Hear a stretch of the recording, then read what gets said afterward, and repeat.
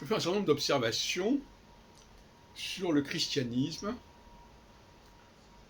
et son impact sur la société actuelle. Pour moi, la vaccination me fait penser au baptême. On se fait piquer par une seringue, je ne sais pas comment on dit ça, et à partir de ce moment-là, on est déchargé de toute discipline comportementale, discipline de vie. On n'a plus à respecter les gestes barrières.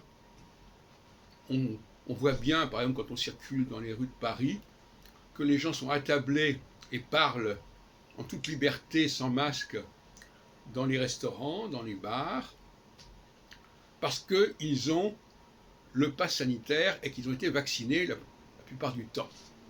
Sauf dans les cas de test, enfin, ça sera de plus en plus rare maintenant, pour les raisons que l'on sait. Et donc, le baptême, c'est ce qui passait pour les chrétiens comme le moyen d'échapper aux différentes contraintes et restrictions alimentaires et autres du judaïsme. Parce que ça concernait essentiellement des gens qui jusqu'à présent étaient sous cette contrainte, ou à qui on demandait de s'y conformer. Donc là, il y a un rapport assez curieux entre un acte ponctuel, le baptême, ou une vaccination, bon, même si elle se produit 2 ou 3 fois, c'est quand même très ponctuel, et qui le dispense des gestes barrières quotidiens. Il y a un décalage là entre les deux niveaux. Et